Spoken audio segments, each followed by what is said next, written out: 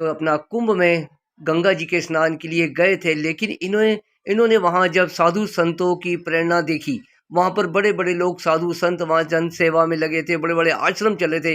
ये भी इनकी विचारधारा तो शुरू से ही सेवा में रही है, लेकिन उसके बावजूद इन्होंने वहाँ देखा तो इन्होंने सोचा क्यों ना मैं लोगों को संत बन के ही लोगों की सेवा कर सकूँ और उन्हें अच्छे रास्ते की ओर बताऊँ जो हमारे गुरुओं ने रास्ते बताए हैं। क्योंकि राजनीति कोई सेवा का माध्यम नहीं है। सेवा का माध्यम हम लोगों को अच्छा रास्ता बताएं, उसी के माध्यम से लोग आगे चल सकेंगे। जी, अब मैं बात करूंगा महाराज पम्मी सेन गिरी महाराज जी से। जी महाराज। जी, आपका शुभ नाम बताएं महाराज। मेरा शुभ नाम है पम्मी गिरी सेन महाराज। जी महाराज, आप भोपाल के निवासी हैं। जी हाँ। अभी आप कुंभ गए थे मेले में। जी। तो आप कुंभ तो मेले में गए थे, क्या इसका नाम है वहाँ अपना स्नान के लिए? जी हाँ। ठीक है। फिर वहाँ पर आपने अपना कैसे आप प्रेरित हुए कि मैं भी अपना ये संत की सेवा में भावना में जाऊं जिससे लोगों का भला कर सकूं? आपने संत बनने की प्रेरणा आपको कैसे मिली? मैंने संतों को जब वहाँ पर देखा तो जी मेरा हृदय परिवर्तन हो गया। जी। बस इस कारण ही रहा, संतों का सेवा भाव देख के मेरे हाँ। हृदय पूरा तरह परिवर्तन हो गया। मुझे भी समाज के लिए, सनातन के लिए, अपने भारतवर्ष के लिए कुछ करना चाहिए। बस वहीं से हृदय परिवर्तन हुआ और मैं अचलानंद जी स्वामी जी के पास गया और उनके चरणों में माथा टेका।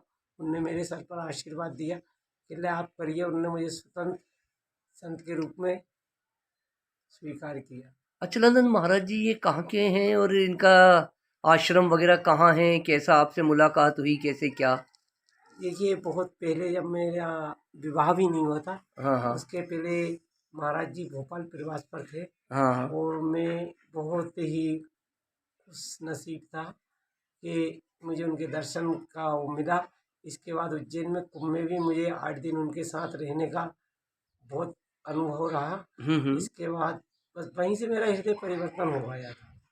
नहीं, हृदय परिवर्तन तो आपका हो गया था, ठीक है, लेकिन आपने इतने अपना उज्जैन के बाद आपने अपना इस बार कुंभ में आप जो इलाहाबाद गए, प्रयागराज गए, जी जी। वहाँ पर आपने महाराज से मिलकर जो दीक्षा ली, ये प्रेरणा आपको इतने दिनों के बाद आपने कैसे सोचा और क्या?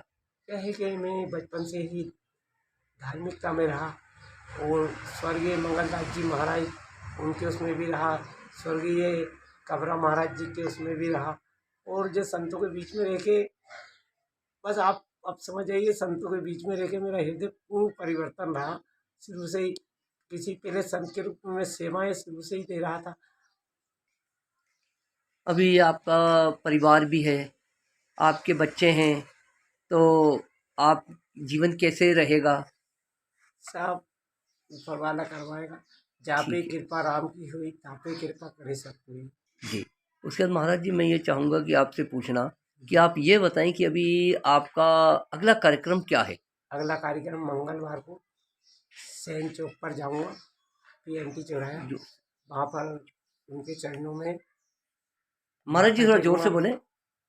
मैं अभी सैन चौक पर जाऊंगा मंगलवार को। हम्म। वहाँ पे कुछ भक्तों ने आएंगे, वहाँ पे सैन चौराहे पे मत्था टेक कर इसके बाद आगे की मेरी क्या रणनीति होगी ये मैं आपको बता दूंगा। आप वहाँ पे अब वहाँ से आप क्या पदयात्रा वगैरह भी करने वाले हाँ, हैं क्या? वहाँ से पदयात्रा करूँगा सैन मंदिर तक की तलैया। जी। तो आपकी जो इस पद यात्रा करेंगे इसका उद्देश्य क्या है? उद्देश्य समाज में जागृति लाना, भारतवर्ष में जागृति लाना, विकृतियों को हटाना, जी। बस यही उद्देश्य है। चलिए ठीक है महाराज, आपसे मुलाकात हुई, बहुत अच्छा लगा। हमें पूर्ण विश्वास है कि आपके जो चरण इस धरती पे कुंभ से लौट कर पड़े हैं भोपाल की धरती पे, हमारे भोपाल का बहुत अच्छा होगा। और आप जो ये विश्व शांति के लिए पद यात्रा भी करने वाले हैं, इसके लिए आपको हमारी शुभकामनाएं।